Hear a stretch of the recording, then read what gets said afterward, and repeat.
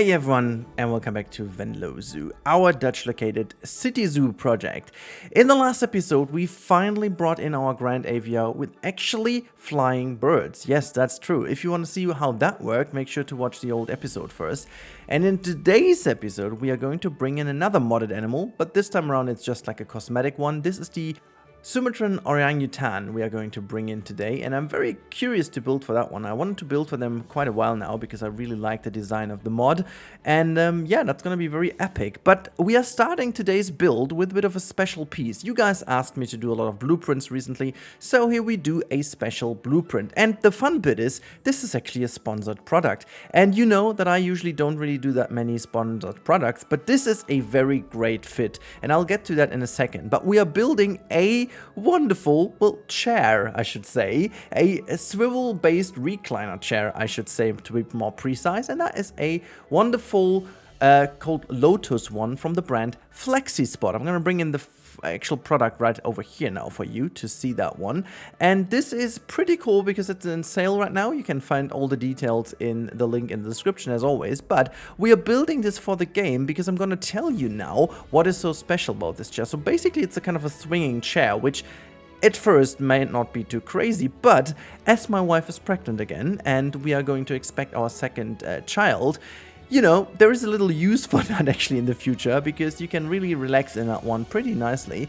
And the design I'm building on screen is actually the chair, and I'll get to that in a second because we will actually use Planet Zoo to see how this is assembled. Honestly, it's the most dead simple assembly ever. But the chair itself is, and I'm not gonna lie here, it is insanely cozy, and the swinging has such a very nice weight distribution. I can't even put that in words, but it's like you sit in there and it's not like very wobbly at first. You really have to put on some weight to make it swing, but once it swings, it's not really, you know, annoying or anything. It's doing exactly what it should, and it has some really cool functions, and I will eventually have some footage of that on screen next to our speed build. And the chair, I like, even for that price tag, which is like 350 bucks at the moment. It's originally 500, but with the sale going on, you can get that for a lot less. It's really damn cool and impressive. I am a big fan of this chair, to be honest. And yeah, I would have gotten that anyways. Like, it's super cool. It's looking nice. You can get that in 2 different colors, at least at the moment. There's also a gray one, which wasn't available when I was looking, but maybe it's already in stock yet again at the moment of release of the video. You can check that out. It's kind of an orange, it's gray, and it's this beige tone we have on screen. Also, there's Rudy from the editing room. I may add that there is also a secret pocket in that chair on the left hand side that you can find. The overall chair's quality is super nice. Everything is heavy and steady, as it should be for a chair like that. You really have to push things, and they have a very nice effect of clunking back in, I may add, so that it really feels heavy. And when you lean back and everything is reclined, then you also have that heavy feel that you actually keep lying and it doesn't want you to snap back. So I'm very positive surprised. So really cool stuff. And now just to talk about the assembly, it is that simple. Let's have a look. Well, only 5 pieces are delivered, which is the base and a couple of pieces you have to put on very nice adhesive stripes, and a little reclining piece for your for the legs. And you can see you put the back side on very simply like that. Then you put the cloth or the fabric on top of it, which is super simple. Then you put the big piece and put it on top of it. Again, adhesive stripes make it super simple. And the last but not least, you put the foot piece onto it as well, and there you go. That's already the final piece, and you can actually make a lovely little reclining, as I've just done with this piece over here, to lie down a little bit nicer. So overall, a super nice chair, which actually also looks pretty cool in this relaxed area in our zoo finally at the end of the day. So yeah, make sure to click the link in the description and check out the product for yourself. I am very happily and positively surprised, but let's continue with the video right now. Alright, so let's talk about the backstory of this habitat first of all.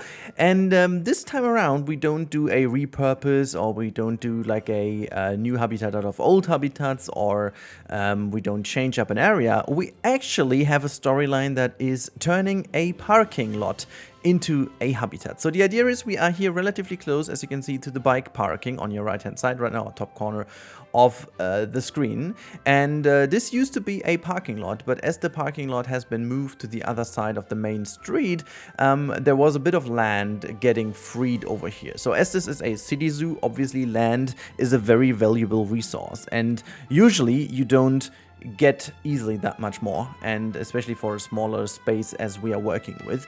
And so this was the idea, that we are going to take this parking lot, and the cool bit is the space that was actually lost due to the fact that we have a parking lot over here is covered by the bike parking. So it is a approach to you know, make this whole lot more sustainable. And you know, in the Netherlands people are going a lot by bike, and this is very common, but maybe in the past it wouldn't have been that way. There's a lot that changed over the last decades, and so I wanted to pay tribute to that. And being so close to the bike parking, I thought that was a great idea to incorporate that little storyline. And yeah, we just have the chance to feature this in this specific way over here, and I'm very happy that I put it in this space, particularly because it is so close to the outskirts of our zoo. You know, there is not that big of a chance that this would happen in the center of the zoo, because literally that is where already old stuff is, just like in the last episode we did with the aviary, which has to repurpose stuff that's already there. And this may be one of the few, or maybe it's going to be the single one, the only one, that is actually being a new habitat, relatively recently built in a new space for the zoo. So that's that. And the zoo, like from its footprint where people can go, doesn't necessarily grow that much, because the pathway that is being incorporated over here, the only new part is our viewing center over here, or the visitor center, I want to call that, which actually was a bit more of a struggle than I thought it was. I don't know what exactly happened there, but I had a couple of issues while building that. I had a very specific style in mind. I wanted to do this relatively modern, taking a bit of the typical outwards leaning windows that you usually have in a lot of more modern viewing galleries, but then also make it roundish, and also put in a couple of concrete walls to just not give it this completely glass house effect, I want to say, and then making sure that we also have a bit of a nicer style from the outside. And I do feel like this could be very modern Dutch architecture in a way, even though, you know, it's typical modern architecture. I would have a hard time to depict specific modern Dutch architecture, because like the architecture we are mostly going for in this zoo is the typical historical Dutch architecture, which is a lot more easy to depict, while modern architecture obviously is being influenced a lot more by international stuff, and so it is obviously a lot more closer to kind of a lot of other things that you would expect from typical modern concrete glass influenced architectural styles. But I still do think, like with this roundish thing, out leaning, and the use of materials, that this could be relatively Dutch anyways. But yeah, you let me know in the comments if you have good material, or good you know, literature, I should say, research papers, whatever, about modern Dutch architecture that is very easy to depict. Let me know, because that would be lovely to maybe bring in one of the future builds. But definitely the next build is going to be a bit more of a older build inspired one, because we did some modern stuff now in the last couple episodes, and I want to tie something older together again, with a bit of a fresh paint, I want to say. It's not only a paint though, but you know what I'm trying to get across. So yeah, also we get a nice little entrance area over here. It's not like a specific airlock, I just wanted to have a very nice entrance. And I will be talking about this a bit more in the real-time part as well, but the idea is that this is a visitor center that could also be turned into a business area. So we do have obviously our chairs in, and this would be the point in the video where usually the chairs would have been, but as we talked a lot about these, and I do hope that you like the integration with the sponsoring, because I really do find they fit in very well. It's not like that they feel out of place or forced into it. I do feel like there's a good reason for having them in here, and it does feel like it fits. And yeah, let me know in the comments what you think of this idea of bringing in collaborations and ads like this. Like, you know, obviously this is always a great stuff to have the chance to have brands interact with people, and I want to make it as native as possible to not you know, destroy the experience for you, and keep the immersive experience, hopefully alive. So you gotta let me know if that worked out or not. And also, in all honesty, I really recommend checking out the website, because next to the chairs they have a lot of other cool office stuff, including like what was that again, like office desks that you can move up and down for a very fair price. So if you're more looking into that, you can also use my link to go there. Very, very good stuff they have over there. I was really surprised. I didn't know the brand previously, but they're very well known, it seems like, across here as well, and have a very good, nice website. So yeah, anyways, I don't want to talk too much about this. As you can see, this was not forced into it, you know, by them. It's just like because I liked it a lot. It's genuine appreciation for that. But yeah, what would a habitat be without a waterfall? We need a waterfall over here. I also need to talk a bit more about the habitat itself. As it is a more modern one and a more recently built one, you will find this also in the final look of the habitat. It is not as overgrown and as dirty maybe, and as many decals used than I usually would in this specific zoo, which is a lot more detailed than the other ones I did. But that was on purpose this time around, because as it is so new, I figured it isn't maybe that much weathered. But before we talk more about the actual habitat, let me just quickly finish the idea on the visitor or viewing center.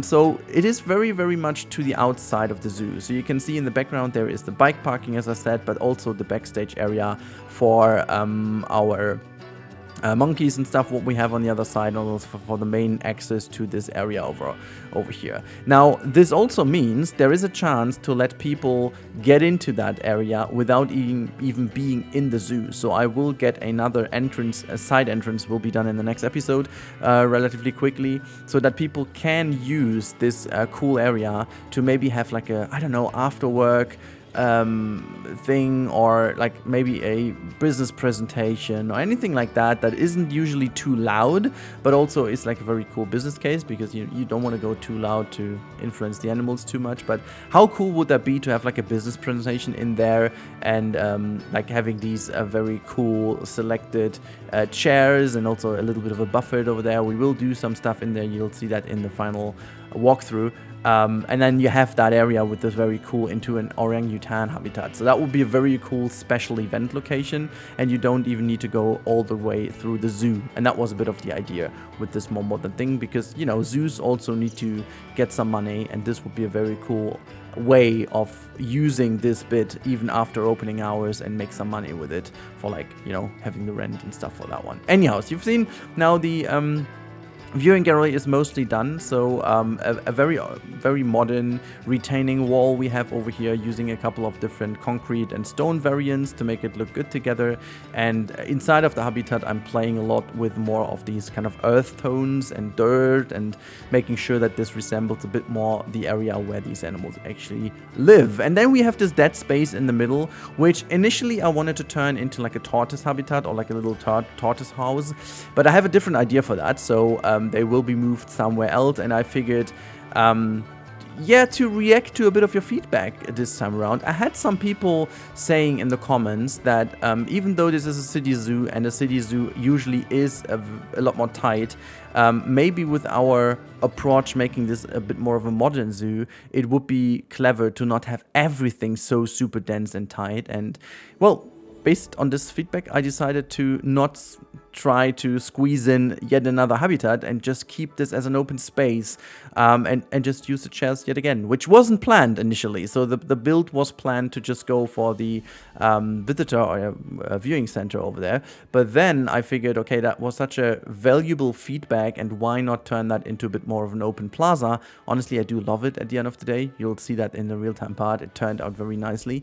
So yeah, I think that was a very good feedback. Thanks again for doing this. And this is how you can really influence the series. And I really want to encourage you, if you don't want to become a member or can't become a member, that's totally fine. But also your involvement in giving constructive feedback and criticism also. It's not only about feedback. If something is in here that you don't like, well, let me know, because that doesn't guarantee I will realize that in any sense or fix everything you say, but I try to take those things out that really help, you know. Maybe, and this is something I wanted to talk about anyways, because that will influence the next coming months quite a bit. You've heard that in the intro, that I'm becoming dad yet again.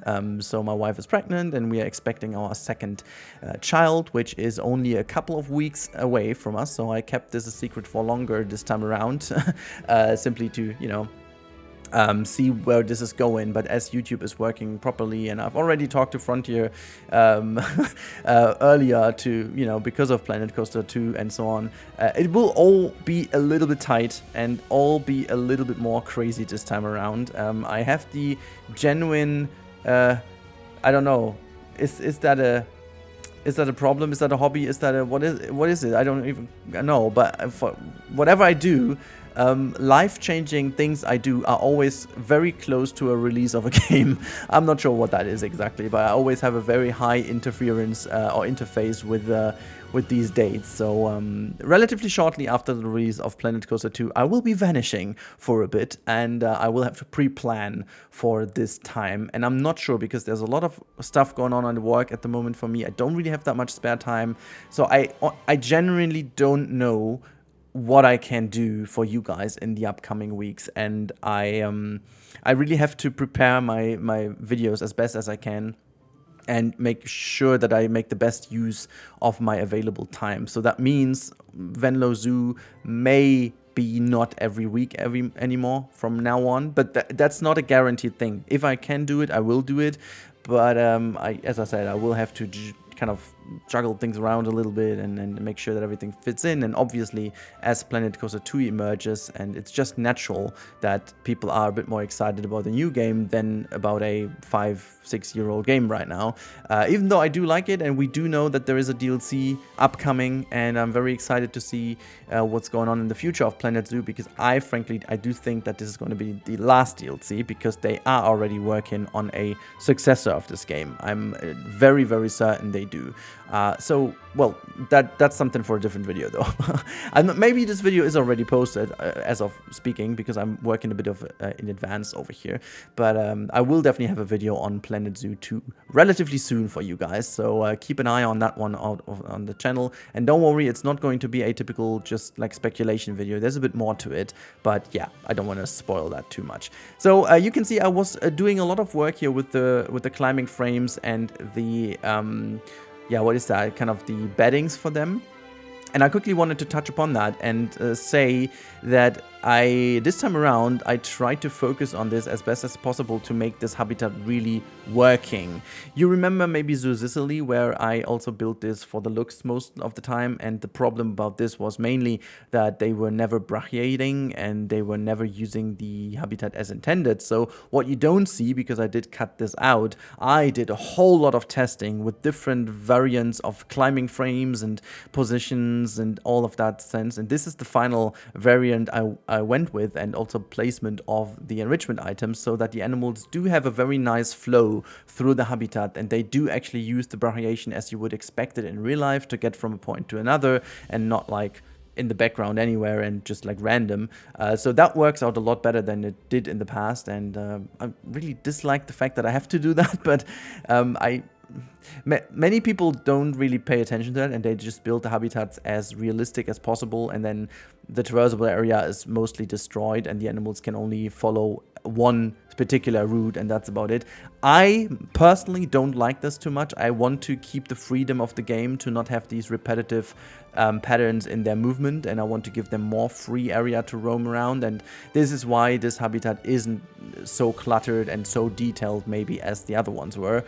So it's because of the more modern approach, as I was talking about, and this is not as old as other ones are, and so not as overgrown and dirty, but then also to make sure that animals can move around nicely and use the viewing stuff. yeah, that's mostly it, what I wanted to talk about, because now it's only finishing touches here and there, putting some needles in and all that kind of stuff. And there is a bit of stuff I did afterwards that was too annoying to keep in because I was jumping here and there, not really in particular exciting for you. But you'll see that in the real-time part, which we are going to join over in a few seconds. So just a friendly reminder, if you haven't subscribed to the channel and you do enjoy this content, please consider doing so. We are going strongly forward towards the 100k, and yeah, maybe we're gonna reach this year or even before the second baby is arriving. Who knows? Anyways, thank you so much for listening to my voiceover, and now I'll hand you over with a lot of joy and fun to the real-time Rudy, because this tour is going to be fun. It's gonna be good. You're gonna see this habitat, you're gonna see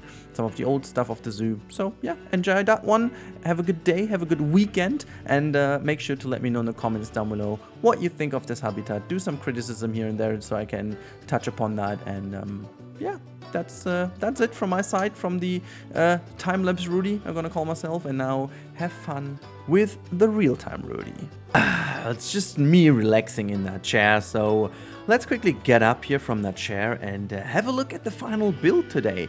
Actually, I have done a little bit off screen just to give this whole area a bit of a nicer touch at the end of the day. So what we're going to do, we're actually going to use a little bit of a nice little sneaky path.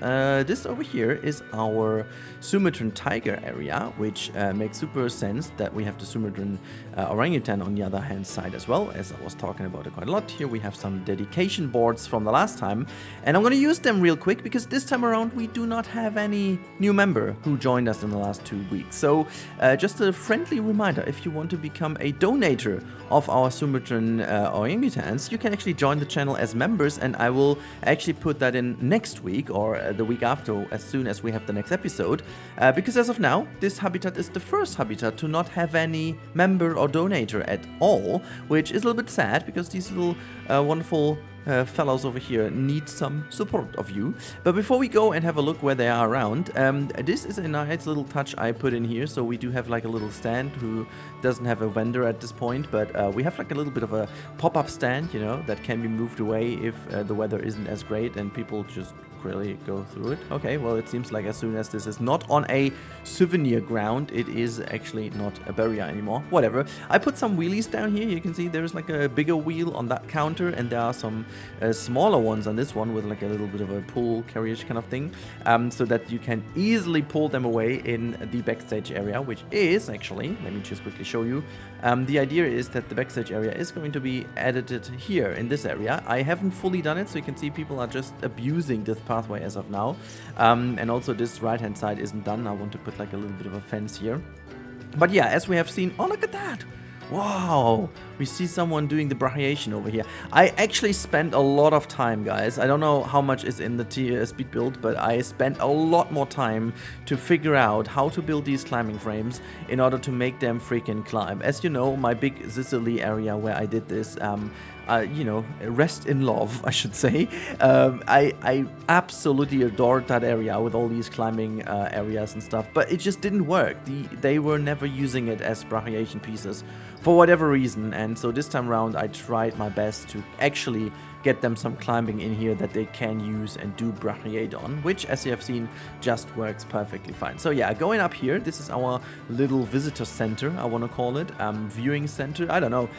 I feel like this is something really cool, something I would expect in a modern Dutch zoo, even though it is a city zoo, so it's not really that huge educational center as it could be, but it's like a tiny one that could also be used for some meetings, and that is exactly the idea. So that you have this room over here, and just imagine putting like a little bit of a buffet in the middle or something like this, and have these chairs removed with some actual office stools and tables, or just keep them and have like a little presentation going on in here. So that I think is wonderfully doable. And then we do have this insanely cool viewing opportunity over here. You can see they get some food, but you have this wonderful look inside of the habitat. You can even see them roaming around just in front of you. This huge kind of viewing area will become even cooler as soon as the back here is also built, and you have like a very cool view into the zoo and into the rest of the zoo. I feel like This is one of my coolest builds when it comes to sidelines and interaction between the habitat and the viewing opportunities. And yeah, just it looks pretty cool, pretty modern, and it has this nice area. And then we've got some stool, like the wonderful chairs in here. As I said, if you've skipped forward and you didn't see the advertisement, this is legit the product I was sent, and I have in real life actually, and you can purchase. And you can see there was like a little kid who grabbed one of these statues over here and forgot to put it back. You know, there's one here. There's also like a little poster that was falling over, and there's like a little giraffe thingy lying around over here. Give it a bit more of a personal touch. And then over here, we can see the bike stands, and I want to keep this view relatively open. Yes, it is outside of the zoo, but I think I want to keep exactly this view open to like the bicycle stand, because I really like this touch. And then this over here will be covered by like a wall or something like this. But that view shall remain open. I kind of like this because as this being like a bit more of a business, you know, location, you would be able to access this also off time, you know, if the zoo is closed or whatever. And so there's like a quick option. And I will, this is also why there will be like a little bit of a fake staircase here, which is like the access once the zoo is closed, for example. So yeah, let's move down. And then you go around the corner and you can see there's like a little bit of a different education board. There's a vending machine. There's like a little seating area over here. There's a plant I haven't put anything in quite yet. I'm still debating what to put in, because I was looking into if some people became member, and I wanted to make this like the member board over here. So I'm going to keep this open as long as possible. Look at that majestic orangutan being on the highest climbing frame over here. I love that. Let's see if that one is going down and do some brachiation over here. That would be cool. Yeah, still having a bit of a thing here, but it doesn't really matter that much. Look at that. Come on, do some brachiation for us on here, because that's exactly. Look at the shaders and stuff. It's kind of insane to me that the modders pulled that off, and you know, the in-game orangutan, it still looks good, but it doesn't look as great, even though they have improved upon the shader quite dramatically. And this is why what the modders also do take advantage of. It's not like that they fixed it. Basically, they are using some more of the options that they also have in other animals, like Frontier did give us in other animals. So yeah, the Bornean orangutan is obviously one of these animals that fell victim to being one of the first animals ever done. So Frontier has obviously been increasingly good at doing animals right off the bat, and yeah, it's super cool. Speaking of security, by the way, this technically over here, this works for the game's intent, but realistically, obviously, that would be a tiny bit too dangerous. But I just like the looks of it, and so I'm gonna keep this, especially this area over here is relatively unrealistic, because like it wouldn't be that big of an issue for them to just jump over here and climb out of it. So realistically, I would need to do some netting in that corner. I may do this eventually when we are going to explore what's going on in the next area, but for the moment I'm going to keep it the way it is, and I feel like this is fine, you know, this is fine. But yeah, look at that. I'm just like very much in awe with this whole area. I think it looks fantastic. I think it looks cool. I mean, just look at this vista over here. Like, we're gonna go up. Look at this. I'm loving it. I'm loving it. I feel like this is a really, really cool vista. I'm still debating if I'm going to put something more on the roof here to get some more back cover on the roof, but I'm not entirely sure if I do this. So if we go around the corner, we do have a bit of kids education over here. Have another peek inside of the habitat from this corner. You can see the people standing in this viewing area eventually. So that's going to be very cool. And then if you go even further, there will also be like a little bit of a, I don't know, a shop or something over here to give the people another reason to go. But then you also get a bit of a backstage view inside of the indoors area, as you can see. This is also, there's a bit of a distance in here. I didn't want the people to go towards the glass, because having that rounded glass, I imagine it wouldn't be like 100% secure, and I don't want to give the animals a reason to go aggressively against the wall, so that's why. But you also get this wonderful view inside of their you know, just indoor section where there is a bit more privacy for them. And then in the back you can see this is where they really have their privacy. I was also playing around a lot with different viewing angles, because as you can see from over here, I tried my best to use that climbing frame to hide this, but there is the entrance to the habitat, as you can see to the right hand side. And if you are looking from the front of the habitat, you can basically not see it. It's very nicely hidden here behind that little corner. And this is exactly how you do that with real life habitats too. And this one over here, you can only see the open part, so you don't look around into the area. So that is making sure they have a lot of privacy, and you can, you know, there's one coming out eventually. So that is super cool. And I really like how that turned out. So let's jump out of this explore mode and have a look around. So this is where the habitat sits, and honestly, overall I'm very happy with the footprint, because exactly this is looking a lot smaller than it actually is. So the habitat is relatively big, so very animal friendly, I would call it, in this kind of sense. And we have also this huge Sumatran tiger habitat on the other side, and then we've got the Sumatran orangutan on this hand side, which I feel like it fills in this area so nicely. And as you can see now, it's becoming a lot more dense, which is exactly the point of it. This time around, that is a relatively new habitat, so we don't have a storyline of it being removed or anything. I feel like this is one of these completely new builds, because it's also relatively new towards the back of the zoo, where you have the connection to the outside. So I imagine this may actually be a tiny scrap of land that they were offered, you know, as I was talking about in the time lapse. And this is something where they could enlarge the city zoo, where there was maybe parking before or something like that, I imagine. And so this is one of the new ones, and we've got the bigger parking now on this hand side.